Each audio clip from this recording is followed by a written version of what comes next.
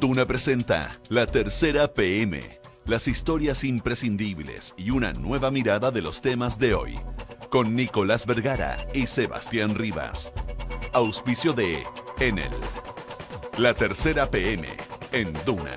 Sonidos de tu mundo. Es sin duda un tema que fue controvertido, intenso el año pasado y que este 2018 se está volviendo a posicionar, aunque con algunas diferencias. Si en 2017 el tema fue la aprobación de despenalizar el aborto en 3 causales, hoy derechamente se empieza a hablar de aborto libre.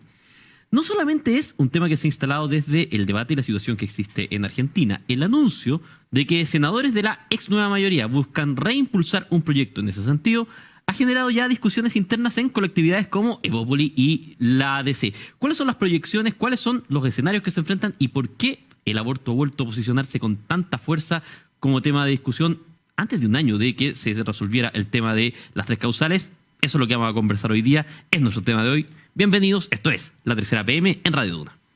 En Duna escuchas La Tercera PM con Sebastián Rivas y Nicolás Vergara. De la tarde con 2 minutos le damos la bienvenida a La Tercera PM, le damos la bienvenida al mes de agosto también, 1 de agosto.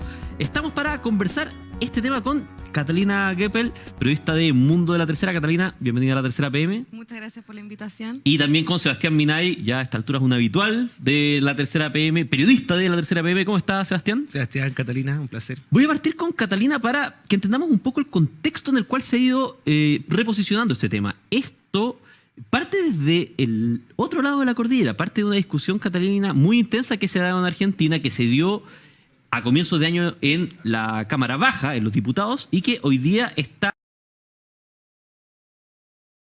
en el Senado y en la próxima semana va a tener su prueba de fuego, ¿no es así? Exactamente, tal como tú lo mencionabas, si bien no es primera vez, es el 7º intento de pasar a este proyecto por el Congreso. De manera histórica, en junio fue aprobado en la Cámara de Diputados en Argentina por una estrecha votación de 129 votos a favor y 125 en contra. Ahora ya estamos en la recta final. El próximo 8 de agosto los 72 parlamentarios de la Cámara Alta deberán votar este proyecto. Sin embargo, entre hoy y mañana serán jornadas claves porque el dictamen que tienen que emitir para, en el fondo, habilitar la votación podría venir con modificaciones. ¿Qué implica eso? Que el proyecto podría volver a la Cámara de Diputados para aprobar los cambios y así convertirse en ley. O sea, algo como lo que pasa en nuestro Congreso, digamos, que es posible que el Senado A lo rechace o B lo apruebe con modificaciones. Si lo aprueba con modificaciones, tiene que volver a la Cámara Baja para su aprobación, digamos. Exactamente. Hoy día hay 40 senadores que están en contra del proyecto. Entonces, la idea de quienes están a favor es ceder un poco hacia algo más moderado y revertir ese voto en contra para, tal como tú dices, aprobarlo en el Senado y volver a la Cámara de Diputados. Ahora, Catalina, a ver, desmarcándonos un poquito nada más del tema político, en Argentina este es un tema que se ha tomado la agenda de conversación social. De hecho, a ver, usted puede ver quizás hoy día las pañoletas verdes, eso viene de Argentina. Hay pañoletas celestes que son quienes están en contra de aprobar esta ley, también eso viene de Argentina. O sea, es un debate que ha trascendido las fronteras políticas y que está bastante instalado en este minuto allá, ¿no? Exactamente, no solo ocurre en Chile, sino que a nivel regional, hoy día, por ejemplo, en Brasil y en Ecuador, son debates que comenzaron de manera incipiente, pero ya podemos ver la misma polarización en las calles, los mismos pañuelos verdes con los pañuelos celestes, e incluso en Argentina lo que más llamó la atención es que la semana pasada apareció un pañuelo naranjo.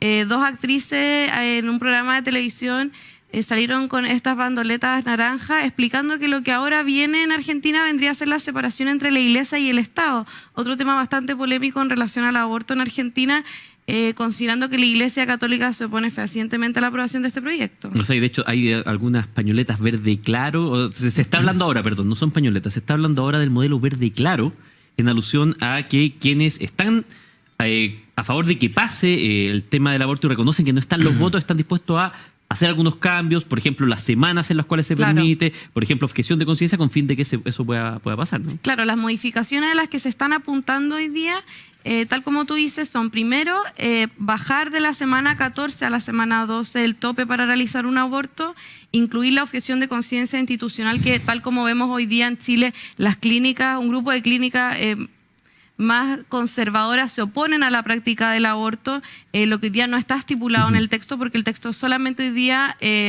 engloba lo que es la objeción de conciencia individual y también la creación de un fondo para que hospitales públicos o sanatorios puedan hacer frente a los gastos que implican la práctica del aborto en Argentina.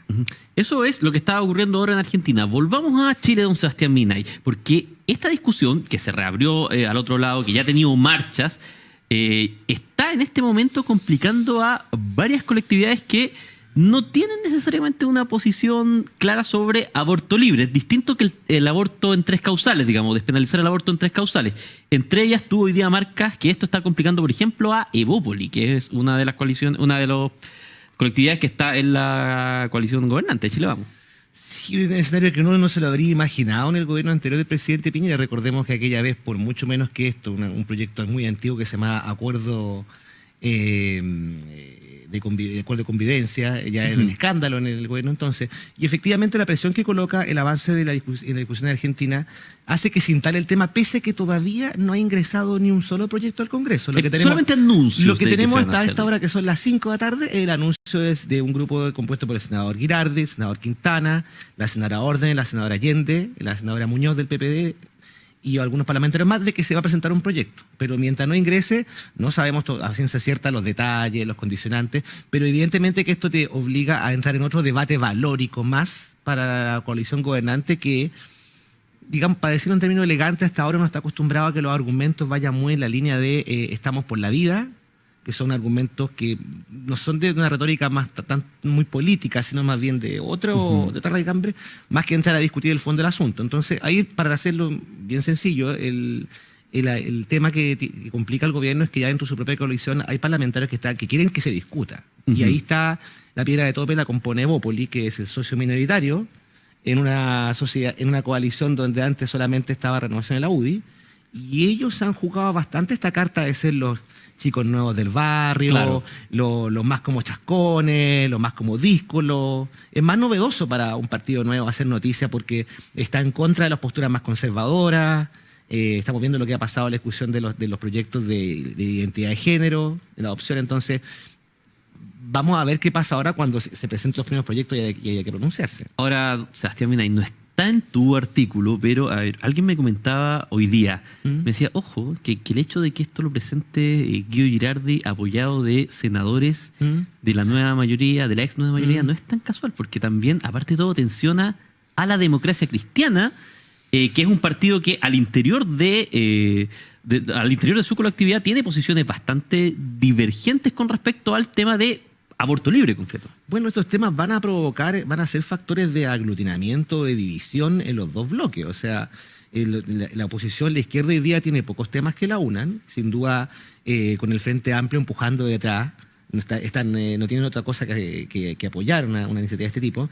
Y la Democracia Cristiana, la gestión de Fuad Chaín, que recordemos lleva pocos meses, en un partido que no sabemos todavía muy bien qué va a pasar con él, está tratando de posponer un poco esta discusión, pero claramente los tiempos legislativos no le van a conceder esa ventaja. Van a tener que decirse de qué lado está, porque esto ya no es como que 3 causales, esto se parece mucho al blanco y negro, al todo o nada. Y con la experiencia que tuvo la ley de las 3 causales, con las condicionantes de la objeción de conciencia, el recurso a ir al TC, claro, y el propio presidente Piñera, o más bien su ministro del Interior, ya le colocó otro condimento más allá. Está la amenaza de un veto, digamos que hoy día al parecer eso es uno de los puntos que Evópoli ellos quieren que se discuta, claro, porque están más llanos a que se discuta, claro, no necesariamente a que se apruebe. Claro, ellos tienen la posición de que se discuta para no cerrar las puertas por 2 razones, creo yo. La primera es decir, nosotros somos distintos, no somos el mismo barrio de la UIRN, que es lo que han predicado todo este tiempo. Y en segundo lugar, por dentro de ellos mismos tampoco hay un acuerdo. Ahí tú tienes extremos como el diputado Francisco Undurraga, que él es más proclive a esta idea de sí, estoy de acuerdo con el aborto, independientemente de que lo verbalicen o no. Y tiene otro extremo. Está el diputado Andrés Molina, que fue intendente, que él de convicción propia te dice que no votaría jamás esto a favor. Claro, un punto bastante particular. Estamos acá en la tercera PM en Radio Duna conversando con Sebastián Minay y Catalina Koppel sobre cómo se ha reinstalado el debate sobre aborto. Catalina, hay un punto de lo que explica muy bien Sebastián que es similar a lo que ha pasado en Argentina. En Argentina, que es una sociedad donde la alineación política en general se da bastante frecuente, esto no reconoce tantas fronteras, digamos. O sea, el propio presidente Mauricio Macri, sin ser necesariamente un partidario, es quien ha impulsado que se discute esta ley. Uno de los votos que hoy día está, por ejemplo, de incertidumbre, el de la expresidenta Cristina Fernández de Kirchner. O sea, también ha tensionado el panorama político argentino y ha generado discusiones que no necesariamente se agrupan tanto por coalición. Totalmente. Más allá del fondo y las especulaciones del por qué se cree que el presidente Macri habilitó a principio de año este debate, que muchos sugieren que quizás fue por los problemas económicos que se venían en el país, lo que generó al interior de la misma coalición oficialista fue impresionante, porque el presidente Macri él mismo se mostró y se dijo a favor de la vida, pero además dio libertad de conciencia a los parlamentarios para votar. Hoy día tenemos a muchos parlamentarios de Cambiemos votando a favor de este proyecto. Sin embargo, algunos históricos como María Eugenia Vidal, la gobernadora de Buenos Aires, ha mostrado también a favor de la vida. Entonces es complejo. Pero por el otro lado, la actual senadora Cristina Fernández, que también fue una de las grandes opositoras a legislar el tema del aborto en Argentina, podría incluso cambiar su voto, porque la coalición opositora a la que ella hoy día pertenece dijo que iba a votar a favor del aborto. Todavía no lo sabemos a ciencia cierta. Otros, como Carlos Menem, que también tienen que votar este proyecto, insisten en rechazarlo. Entonces también, claro, la trama que se produce a nivel político en Argentina es muy interesante, porque es un tema que sin duda es muy polémico. Claro, los medios van con un minuto a minuto, un conteo de los votos, pero en diputados se esperaba que el final fuera quizá un poco más cerrado. Incluso en algún minuto se decía que iba a ganar no legislar, y finalmente los votos claves se dieron vuelta en los últimos minutos. Por lo tanto, es un escenario donde puede pasar casi cualquier cosa, digamos. Claro, asimismo en diputados al final era un empate bastante técnico, y de ser así fueron 20 horas de debate. Entonces ahora, claro, en senadores, como bien pasó en diputados, está ganando el rechazo, pero hay que esperar minuto a minuto vemos que cada senador hace su análisis, hace sus intervenciones, y quienes no han manifestado su voto están empezando a hacerlo en estas últimas horas. Don Sebastián Minay, a ver, la situación chilena en eso es parecida a la Argentina. Tendría que probablemente, para darle un flujo, un empuje al proyecto, venir apoyado desde la presidencia, al menos para la discusión, no necesariamente que apoye el proyecto, sino que por formalismo, pero eso no se ve tan probable. ¿Cuáles son las reales posibilidades de que esto en algún minuto se llegue a instalar como discusión parlamentaria? Bueno, estos temas se van encendiendo a poco, probablemente ustedes con Nicolás podrán verlo con más detalle a continuación, pero si uno empieza a ver el impacto que tiene la opinión pública, estas son discusiones que se empiezan a calentar en la medida de que el tema sube y está presente, y esto está, yo diría, recién empezando y muy de la mano lo que ocurra en Buenos Aires. En el caso de acá, las opiniones no son tan categóricas a favor o en contra, más allá de lo que pensemos nosotros o lo que sintamos en la calle o lo que nos diga la gente que conocemos. Y en el caso del gobierno, hay dos cosas muy distintas. Una cosa es que el presidente Piñera y su ministro de Interior digan, si se llega a presentar o se sigue dando un curso a un proyecto de ley que vaya contra la vía, vamos a hacer todo lo que esté a nuestro alcance.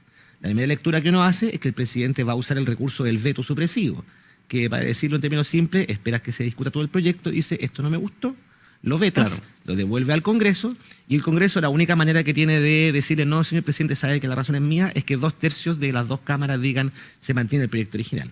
Claro, una cifra que uno diría que no existe. El día no existe, pero, insisto, estamos hablando hoy cuando no hay ningún proyecto presentado. No sabemos si en la iniciativa de la nueva mayoría va a ser un proyecto, por decirlo así, permisivo, que permita, valga la redundancia, que puedan cosechar apoyo en Evópolis, que se desmarquen 2 o 3 diputados, un senador, qué sé yo, que puedan tal vez tentar un poco a facciones más liberales de la derecha, porque más allá de lo que diga el presidente Piñera, a él igual le conviene que este debate se active. O sea, hay varias cosas que vamos a estar, de hecho, como tú decías, muy bien analizando en un rato más con Nicolás Vergara y los panelistas de hoy día, Catalina Goepel, Sebastián Minay, que a todo esto, Sebastián Minay, me dicen que lo vamos a escuchar más tempranito, ¿no? También aquí en Radio Duna, eso de las 7 de la mañana, los martes y los viernes le toca a usted. Si tienen paciencia y capacidad suficiente de madrugar, ahí lo estaremos acompañando de las 7 de la mañana. ¿Dónde? En Dura en Punto. ¿Con quién? Junto con nuestra gran Mónica Pérez, que nos va a conducir. Y este viernes vamos a estar, usted y yo, pues, Sebastián. Ahí... ¿Va a estar conmigo? Primera noticia que ha trascendido. Se enteró por la prensa. Muchísimas gracias a ambos. Esto es La Tercera PM. Son las 17:15. Seguimos analizando las noticias de la actualidad diaria en La Tercera PM. Una nueva mirada de los temas de hoy. Escuchas La Tercera PM con Sebastián Rivas y Nicolás Vergara. Es una baja en la calificación que ha generado un sorpresivo ida y vuelta entre una agencia clasificadora de riesgo y el gobierno chileno. La decisión de Moody's de bajar el rating de Chile generó una disputa sobre de quién es al final la culpa en esta baja de las condiciones, si del segundo gobierno de Michelle Bachelet o del primer gobierno de Sebastián Piñera. Un curioso incidente en el cual las autoridades económicas han quedado algo entrampadas en medio también del debate sobre las condiciones actuales del país. Don César Valenzuela, editor de Pulso, muy bienvenido a La Tercera PM. Hola, Sebastián. A ver, antes de que nos metamos a este punto de fondo, yo creo que es interesante también para alguien que no sepa, ¿qué son estas agencias clasificadoras de riesgo? ¿Cómo operan? ¿Cuál es la importancia, en el fondo, de que una de estas agencias como Moody's sí diga, ¿saben qué? Miren, aquí consideramos que Chile está peor que antes y por eso le bajamos la calificación. Dicho en simple, lo que hacen estas agencias internacionales es medir el riesgo de un país, fundamentalmente en virtud de lo que es su nivel de deuda y lo que es su capacidad de crecimiento, fundamentalmente a largo plazo, y le dicen al mercado qué tan riesgoso y qué tan factible o qué tan beneficioso puede ser invertir o no en un país. ¿Quién está viendo esto? ¿A quién le interesa la calificación de las agencias? Le interesa principalmente a los inversionistas, les interesa a las empresas, le interesa a los países porque en la medida en que tú tengas una calificación de riesgo más baja, te transformas en un país más atractivo para la inversión, fundamentalmente. O sea, en el fondo es las empresas que están interesadas, por ejemplo, en venir a Chile, están mirando estos indicadores. Probablemente, no sé, si Chile sale a conseguir un préstamo, se van a mirar estos indicadores para ver la tasa de la cual se la van a entregar. Entre otras cosas, claro, si es que un país se quiere endeudar o una empresa de un país se quiere endeudar, uno de los elementos que va a poner sobre la mesa es su nivel de calificación de riesgo. Por cierto, no es el único elemento y no sé tampoco si es el más importante o exclusivamente el más importante, porque también hay elementos como factores políticos, estabilidad política de largo plazo que también a veces son incluso más relevantes para los inversionistas. ¿Y cómo llegamos a este punto, César Valenzuela, donde el gobierno se ve, lo decíamos, algo entrampado en una discusión con la misma agencia en torno a cuándo empieza el deterioro? El gobierno al comienzo dice que esto es mayoritariamente responsabilidad de la anterior administración y luego Moody's sale diciendo, bueno, no, nosotros vemos que las condiciones se vienen deteriorando desde 2012 o desde 2010 incluso, que es el primer gobierno de Sebastián Piñera. Sí, bueno, lo primero que yo diría es que la rebaja en la calificación que hace Moody's, uno no podría catalogarla de sorpresiva. El año pasado, las otras dos principales agencias, que son Standard & Poor's y Fitch, hicieron lo mismo y faltaba un pronunciamiento de Moody's respecto de la capacidad o del riesgo crediticio de Chile. Por lo tanto... bueno, de hecho, disculpa César, al comienzo las primeras informaciones y los primeros análisis marcaban que esto más bien era probablemente un efecto de rezago, digamos, que se había puesto al día Moody's en relación a lo que había pasado el año pasado con las otras agencias calificadoras. Lo es, fundamentalmente lo es. La controversia diría que parte por el hecho de que Moody's dentro de su análisis considera de que no solo la deuda se ha ido deteriorando y la posición de las cuentas fiscales, sino que también no ven una mejora en la capacidad de crecimiento de largo plazo de la economía, que es, por cierto, una de las metas que se propuso el actual gobierno. Y esto explota como tema luego de las palabras de la analista principal de Moody's, que plantea de que el deterioro, en respuesta quizás a las palabras del ministro de Hacienda Felipe Larraín, que el deterioro parte en 2010, es decir, durante la primera administración de Sebastián Piñera, y es ahí donde se desata la controversia respecto de dónde está ese punto de partida.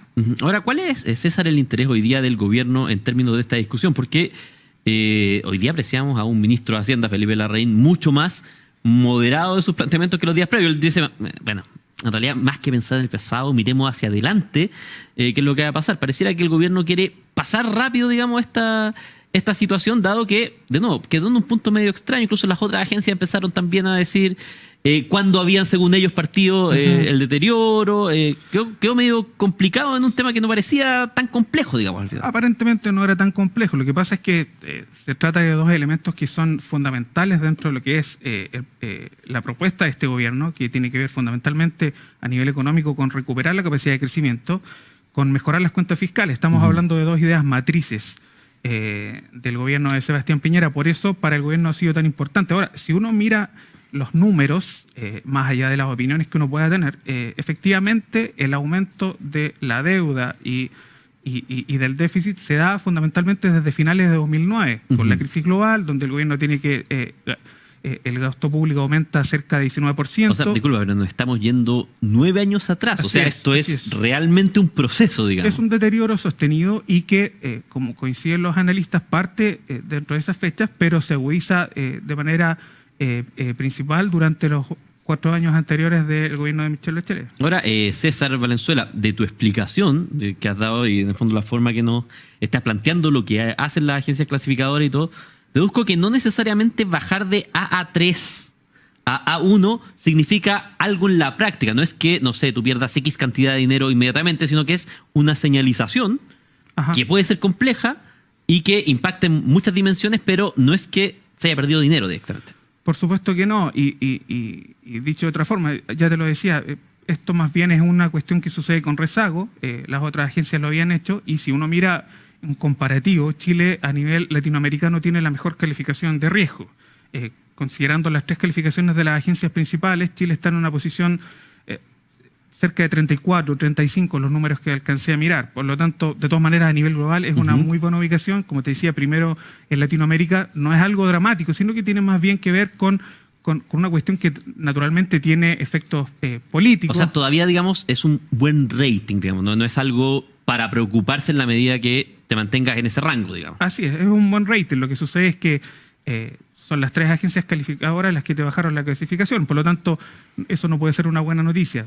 Perfecto. Pero no se puede perder de vista que la nota sigue siendo buena. Ahora sí, efectivamente, César, y para ir redondeando esto, probablemente el gobierno le pone una tarea en términos de lo que tú marcabas en una de las partes de tu intervención, que es, esto es algo central, esto es una señal compleja, es esperable que el gobierno también salga a mostrar, bueno, nosotros estamos en el fondo en línea con hacer esto más allá de lo que diga la agencia Moody's o no, digamos. Claro, por cierto, de hecho hay que recordar que el propio gobierno, a través del Ministerio de Hacienda, planteó como uno de sus objetivos lograr hacia finales de la administración una mejora en la calificación. Ahora, en este escenario, por cierto, cobra más relevancia o interés que lo que va a pasar de aquí a final de año si es que se dan las condiciones para que Chile logre revertir esta tendencia. Eso es. Perfecto. Don César Valenzuela, editor de Pulso, 1.000.000 de gracias por estar hoy día con nosotros en La Tercera PM. Gracias a ti, Sebastián. Antes de hacer la mención que habitualmente hacemos, un dato para complementar lo que estábamos discutiendo en el primer bloque y algo de lo que vamos a conversar a continuación. Hace apenas unos minutos, justamente cuando estábamos hablando en el Congreso, se presentó el proyecto de aborto libre por el senador Guido Girardi, acompañado de la senadora Adriana Muñoz, acompañado también del senador Jaime Quintana y también de Rolando Jiménez, que es el presidente del Móvil. Es un hecho, vamos a ver cómo esto se configura, pero ya está presentado ese proyecto que comentábamos hace apenas unos minutos, todavía no había ingresado al Senado. La Tercera PM es traída a ustedes en parte por Enel. En Enel queremos entregar la mejor atención a todos nuestros clientes. Ayúdanos a identificar y registrar personas electrodependientes, así podremos dar atención y soluciones prioritarias ante cortes de suministro. Infórmate en eneldistribución.cl. Y hoy día le damos la bienvenida a Ford. Cierra los ojos, piensa en el auto de tu vida y ahora ábrelos. El Ford que siempre quisiste, con el bono que soñaste, está en Ford Sale. Apúrate porque esta oportunidad no pasa agosto. Ford Sale, el Ford de tu vida te está esperando. Ford, go further. Nos vamos a la pausa y al regreso, Nicolás Vergara con los habituales panelistas están por ahí ya listos. Gonzalo Cordero, Max Colodro, harto que comentar hoy día. Nos vamos a una pausa, regresamos acá en La Tercera PM. Esto es Radio Duna. Esto es La Tercera PM. Sebastián Rivas y Nicolás Vergara están en Duna. En Enel queremos dar la mejor atención a todos nuestros clientes. Por eso, ayúdanos a registrar a personas electrodependientes. Así recibirán atención prioritaria en caso de corte de suministro eléctrico, pudiendo además acceder a equipos generadores en caso de cortes prolongados. Regístralos en eneldistribución.cl. En Enel, nuestra energía es darte la mejor atención. Ford EcoSport con ese bono. Me estáis. ¿Te pasaste? Nos pasamos. Por eso volvimos. Vuelve Ford Sale, la oportunidad que estabas esperando. Aprovecha bonus EcoSport hasta 3 millones de pesos. Exclusivo financiamiento Forum y elige el Ford de tu vida. Encuentra tu red de concesionarios Ford en Ford.cl. Ford, Go further. En Banchile Inversiones llevamos 36 años junto a ti, acompañando tus proyectos y tus decisiones de inversión. Nuestros expertos en soluciones activas trabajan en una búsqueda continua de las mejores oportunidades en el mercado, entregándote información oportuna de acuerdo a tu perfil de inversionista, tus objetivos y necesidades. Para seguir construyendo juntos, contacta a tu ejecutivo o ingresa a banchileinversiones.cl. Banchile Inversiones, soluciones digitales para optimizar tu tiempo. Productos ofrecidos por Banchile Administradora General de Fondos S.A. y Banchile Corredores de Bolsa S.A. En un comienzo tuvimos que luchar para mantener con vida a la especie humana, pero ahora luchamos para no perder la última vida que nos queda en el Candy Crush. La humanidad siempre ha evolucionado. Evoluciona tú también pagando Google Play en un solo lugar. Tu boleta Entel. Fácil, rápido y seguro. Conviértete en un Tecnosapiens y accede a un Big Bang de películas, juegos, aplicaciones y música en Google Play. Y esto es solo el comienzo. Más información en entel.cl/Google Play.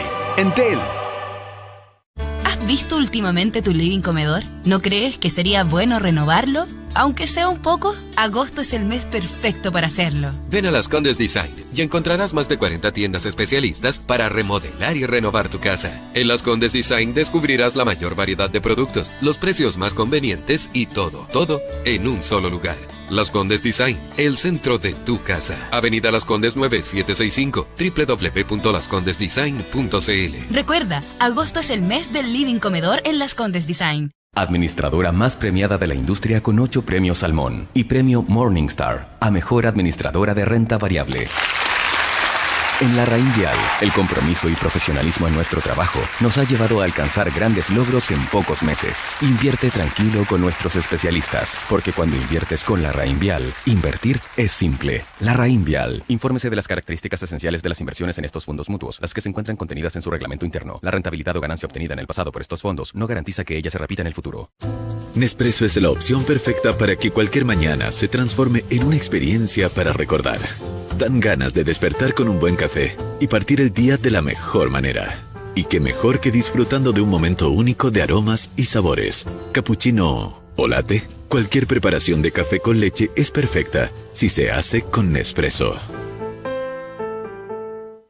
¿Y tú? ¿En qué es lo primero que te fijas antes de elegirlo? Lo más importante es que me haga sentir muy segura. Obvio que tiene que ser lindo, preocupado de los detalles, un todoterreno, con una mente moderna y sin miedo a innovar. Tiene que acompañarme a donde yo quiera y nunca, pero nunca debe fallarme. No busques más y enamórate de un Volvo. Fall in love.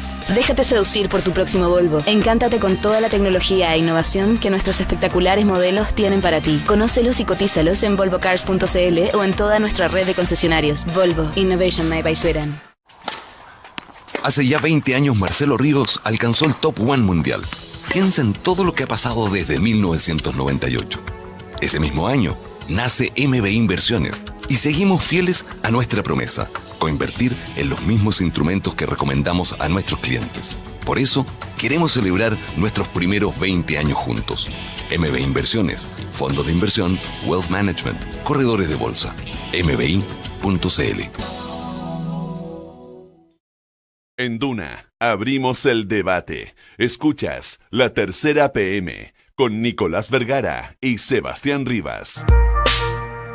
5:29. Don Nicolás Vergara, ¿cómo estamos? Hoy día a las 8 y algo de la mañana me dolía la oreja, yo no sabía por qué. Bueno. Estaban hablando de mí en un gran programa, Hablemos en Off. Sí, bueno, se le agradecen sus conceptos elogiosos. Hay mucha gente que agradece esas menciones. Efectivamente, mencionamos a Sebastián Rivas a partir de, debo decirte, un comentario favorable que hizo nuestra querida Consuelo Saavedra. Ahora yo, ningún ánimo de reemplazarlo, nada, muy feliz trabajando a su lado. Dejémoslo en claro eso. Sí, yo de repente que quede en audio. he notado algunos. El Festival del Codazo no llega a la tercera PM. Don Gonzalo Cordero, don Max Colodro, ¿cómo están? Muy buenas tardes. Muy buenas tardes. Oye, bueno, estábamos mirando lo que ocurre con el debate sobre aborto en Argentina, pero probablemente hay una pregunta un poquito más amplia que hacer, y que es, ¿cuál es el efecto de los temas valóricos en las discusiones políticas? En el caso del aborto es una situación bastante particular. De hecho, Sebastián nos contaba hace un par de minutos que se presenta un proyecto sobre aborto encabezado por los senadores Girardi, Muñoz, Quintana y con el apoyo de Rolando Jiménez del movimiento homosexual. Y Y esto en el fondo tensiona la agenda del interior de la Alianza, de Chile Vamos, también al interior de la ex nueva mayoría, que no sabemos exactamente cuáles son sus contornos, en fin. Y a partir de la marcha hace algunos días, uno se queda con la sensación de que hay una presión popular. Pero si uno se remite a las encuestas, la última conocida es la encuesta sobre temas valóricos que hace CADEM, plantea que un 51% de las personas estaría de acuerdo con... La pregunta es, en su opinión, ¿usted cree que la mujer tendría derecho a hacerse un aborto? Y solo bajo algunas circunstancias, un 51% de las personas dice que solo bajo algunas circunstancias. Básicamente lo que quedaría cubierto con el proyecto de aborto en 3 causales.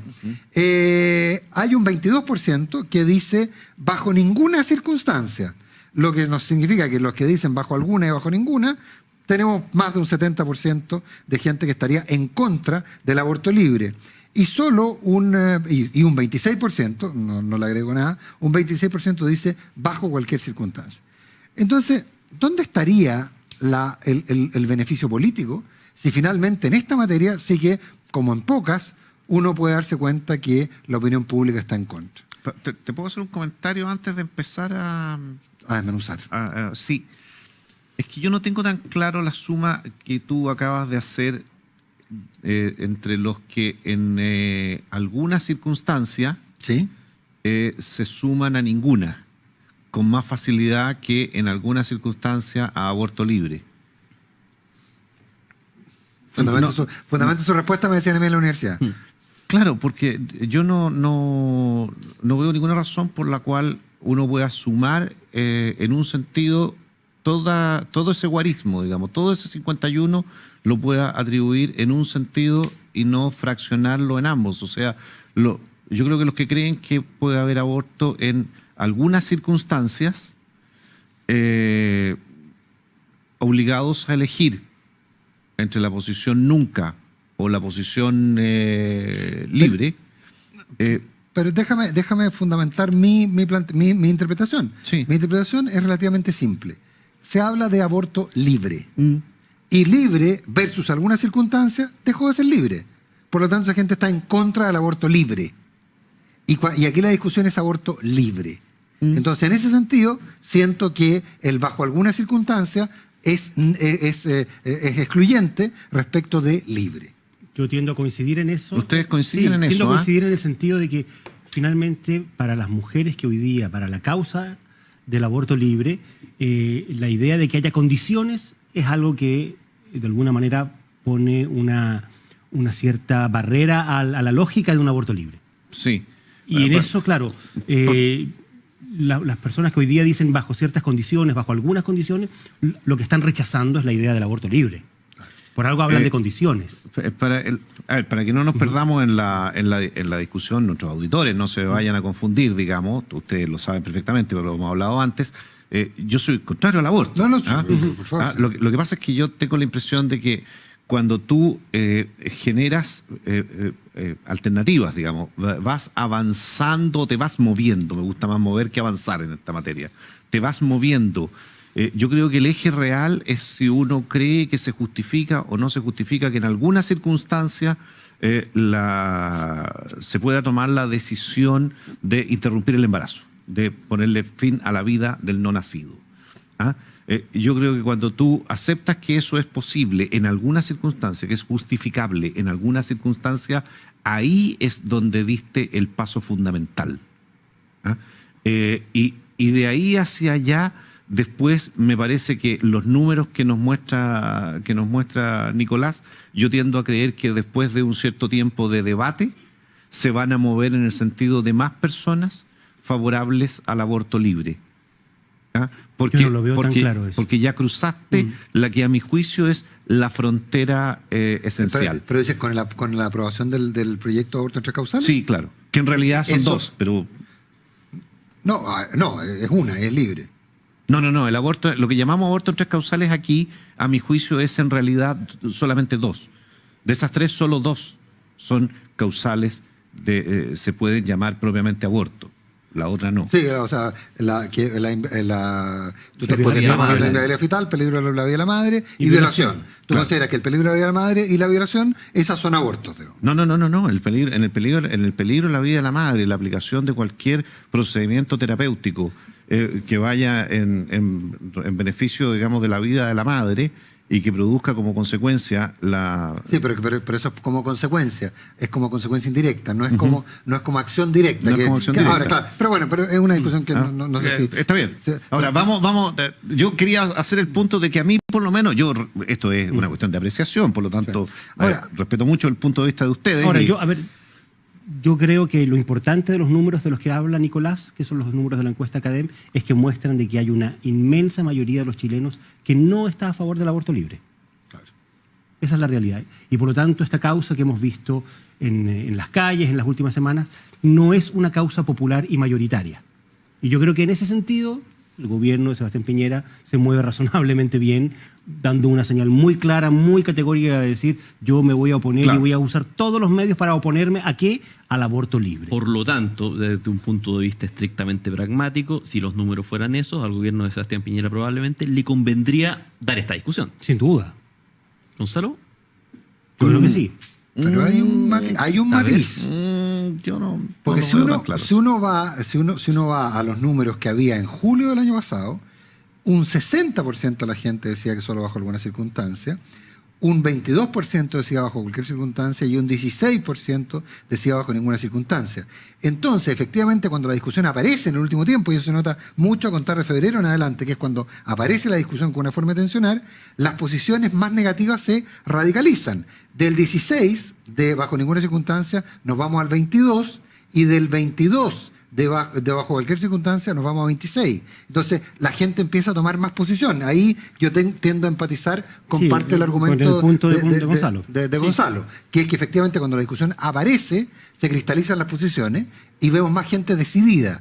Ahora, ya tenemos un buen periodo, prácticamente todo este año, de discusión sobre el tema, y la cristalización se presenta en los extremos, pero... y claramente gente migra desde bajo alguna circunstancia o bajo cualquiera o bajo ninguna, entonces habría que ver cuándo se corta esa circulación, digamos. Ahora, yo tiendo a pensar que el aborto libre y que toda la ideología que hay detrás de la lógica del aborto libre no es hoy día una causa mayoritaria en Chile. No lo es. Yo comparto con Max y en completamente. eso creo que Sebastián Piñera puede tener un punto en el sentido de decir, bueno, en este contexto, en el escenario de hoy, vale la pena marcar muy claramente y muy tajantemente una posición contraria al aborto libre. Sí, yo no tengo duda que eso es así y por lo demás es consistente con muchas declaraciones y posiciones que él ha tenido en el pasado. Ahora, desde el punto de vista de cuánto influye esto políticamente. Es que yo hacía el matiz porque efectivamente es un tema que pareciera, desde esta perspectiva, ¿quién quiere abordar, desde la perspectiva de buscar algo, quién quiere abordar algo que es mayoritariamente rechazado? Entonces ahí es donde uno puede empezar a lucurar sobre las motivaciones, porque definitivamente igual le genera un problema político al gobierno si, pese a no ser un tema mayoritario, una parte de su bloque pide aborto. Una parte de una parte. Lo que está haciendo Evópoli el día de hoy es pedir o no oponerse a la discusión del aborto libre, sosteniendo que eso no implica necesariamente que ellos estén a favor del aborto libre. Ellos están a favor de que esta discusión se plantee de manera abierta. Sí, pero sabemos que plantearse a favor de la discusión es estar... pero no necesariamente. A lo mejor incluso están planteando la necesidad de la discusión porque, entre otras cosas, se dan cuenta de que esta es una discusión que puede ser impopular. Una posición que puede ser impopular. Ahora, a mí me da la impresión que esto genera más problema en el... Si uno lo mira por bloques políticos, yo creo que genera más problemas en la oposición que en el gobierno. Sí. Creo que desde el punto de vista de la ingeniería política, al gobierno la discusión y la posición que asume el gobierno le conviene. Le queda cómoda. Le queda cómoda porque, primero porque hay un nicho muy fuerte en su electorado que está en la posición contraria al aborto. O sea, en el mundo de la centro-derecha, la posición de Evópoli en esto yo creo que es si la posición de Bópoli se entiende como más bien partidaria del aborto libre, creo que en lo que es la centro-derecha es inmensamente minoritaria. Ahora, pero Max, pero en el fondo por contradicción, aquí hay un tema, y que es que Girardi, Quintana, Muñoz están dando una señal muy clara de que la izquierda está más o menos de acuerdo en esto. Es que yo creo que la izquierda está más o menos de acuerdo. Y podría sumar de repente al Frente Amplio. Pero el problema es la democracia cristiana. El problema es la democracia cristiana. Y ahí es donde sí nos va a ir bien con el Frente Amplio. Vamos a hablar del Frente Amplio después. Pero ahí, por ahí probablemente va el tema, ¿no? Es que yo en eso estoy de acuerdo. Yo creo que aquí, efectivamente, este es un tema que aglutina y que refuerza a las posiciones más de izquierda y que de alguna manera tiende a mover el péndulo efectivamente hacia una convergencia. Es de los temas como medio indiscutidos si uno ve en el mundo de la izquierda, el PPD, yo creo que hay poco... el PS, el PC y el Frente Amplio. Hay yo poca dudo que disidencia haya ahí. alguien que haya... En el Partido Radical sí hay algunas, pero... Sí, pero y en el PP probablemente puede haber algunas también, pero donde claramente se instala una dificultad y una tensión política fuerte es al interior de la democracia cristiana y de alguna manera yo creo que este tema también ayuda al gobierno y a la centro-derecha. ¿En qué sentido? En el sentido de que tiende a ahondar y a profundizar la brecha y el surco que se ha ido generando en el último tiempo entre la democracia cristiana y el resto de la izquierda. Ahora, también digamos que yo creo que fundamentalmente el senador Girardi, pero yo creo que las personas que tú mencionaste, el que la izquierda o la centroizquierda se depure y se divida en función de factores culturales como este, es algo que al senador Girardi le agrada. Yo creo que es algo que él quiere provocar, ¿ah? Yo de hecho recuerdo haber conversado esto con él hace muchos años atrás y no voy a decir que eso fue lo que me dijo, pero voy a decir que fue lo que yo entendí que me quería decir. Que es lo importante. Bueno, es que yo creo que hay una que él veía, claro, que él veía que lo que en ese tiempo era la concertación estaba unido por factores más bien coyunturales, pero que en el largo plazo no había ninguna razón para que la democracia cristiana y personas como él siguieran unidos. Es que yo creo que la sensibilidad que representa Girardi y que no es minoritaria, a mi juicio, o no es poca en un sector importante de la centroizquierda o de la izquierda, en estricto rigor, es finalmente tomar la decisión de haberse desprendido de la democracia. El protagonismo que está teniendo. De hecho, uno escucha a Sharp y también escucha al diputado Garín diciendo que ojalá sus colegas de bancada entendieran lo que es la tasa de interés y la inflación. Entonces, como que tenemos ahí algo no calza, ¿no? Yo creo que se está cuestionando una lógica más inmediatista, esta idea de que el Frente Amplio representa a un movimiento juvenil todavía, estudiantil, con una lógica más de movimiento estudiantil que de fuerza política propiamente tal. Y yo creo que Sharp representa muy bien lo otro, es decir, a un proyecto que aspira a convertir al Frente Amplio en una fuerza política con vocación de mayorías y no con lógica estudiantil testimonial, por decirlo de alguna manera. El mismo Jorge Sharp quizás es la mejor encarnación de esto. La candidatura de Sharp a Valparaíso es lo que genera una de los quiebres más traumáticos que ha vivido este Frente Amplio, digamos. Todavía no era Frente Amplio, pero está la alianza que era este quiebre entre izquierda autónoma y lo que es el movimiento autonomista hoy día. Y era justamente esta la discusión. ¿Es el momento de competir? ¿Es el momento de ir a tomar, o es el momento de construir base? Claro, ahora, pero nos tomamos bastante poco en serio esa discusión porque eran 20 militantes, 10 se fueron por un lado, 10 se fueron por el otro. Pero igual los 10 que se fueron por otro consiguieron una alcaldía. Claro. Entonces, esa es la ironía, digamos. Porque cuando se dividen los autonomistas versus el movimiento autónomo, uno dice, sí, qué brutalidad. Pero finalmente hay un resultado político concreto. Claro, lo que pasa es que yo creo que Chat también está viendo, a mi juicio, acertadamente, que se es novedad solamente una vez. Claro. Entonces, y que se es joven solamente una vez. No dura mucho tampoco eso. No, desgraciadamente. Y por lo tanto, ellos ya hay una etapa que vivieron y la quemaron, o la están quemando. Se están gastando cartuchos. Claro, y hacia adelante ya no son los nuevos, ya no son la novedad, no son los que están irrumpiendo, ya son un sector político más, un partido más, un grupo más del sistema formal. Y desde ese punto de vista, yo creo que lo que hace Sharp es inteligente al decir, estoy perdiendo parte de mi activo por aquí porque me lo estoy consumiendo y por lo tanto me tengo que mover hacia activos que son más tradicionales.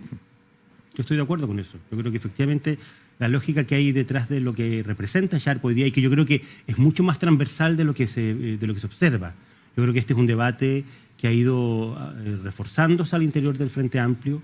y que va a ir adquiriendo obviamente cada vez más fuerza y más sentido político a medida que nos vayamos acercando hacia los eventos electorales de la segunda mitad del gobierno. Claro, ahora yo si tuviera aspiraciones políticas serias como Charles las tiene, me alejaría de un movimiento que tiene un diputado que confiesa que que despertaba a las 11, se levantaba a las 12 y que menos mal que no ganamos porque habría quedado el desastre, usó otra expresión, digamos. Y que, en fin, o sea, definitivamente ahí hay un tema de infantilismo al cual se quiere dejar de lado. Don Gonzalo Cordero, don Max Cordero, nos vemos la próxima semana. Nos vemos la próxima semana, muchas gracias. Buenas tardes. Don Nicolás Vergara, usted tiene una invitación que hacer, ¿no? ¿Sí? ¿Cuál? Para Duna en Punto. Ah, Duna en Punto, pero por favor. ¿Y no vas tú mañana, sí? Yo voy mañana ¿Tú vas justamente, mañana? Sí. Vas mañana. Qué bueno, mañana con... Mañana voy con Sandra Burgos. Con Sandra Burgos, editora perfecto. de Pulso Domingo. Y el viernes con Sebastián Minay, que estuvo hace un ratito. Con el negro. Recordemos que Duna en Punto, conducido por Mónica Pérez, va de 7 a 8 de la mañana en Radio Duna. Estamos en esta nueva etapa en que está toda la información primero, la mesa en la cual se conversa con quienes están reporteando la noticia. Mañana van Sebastián Rivas y Sandra Burgos. Y se puede quedar ahí a las 8, hablemos en off con Bueno, Nicolás Vergara, y después Consuelo la entrevista Saavedra y en fin, Matías todo. del Río. Y a las 9, información privilegiada con, entre otros, Juan Pablo. Escuchadas. Hoy las playlists que creas. Antes esperaba. Ramírez y Aire Fresco. Esto es Duna. Buenas tardes, muchas gracias. Que esté muy bien.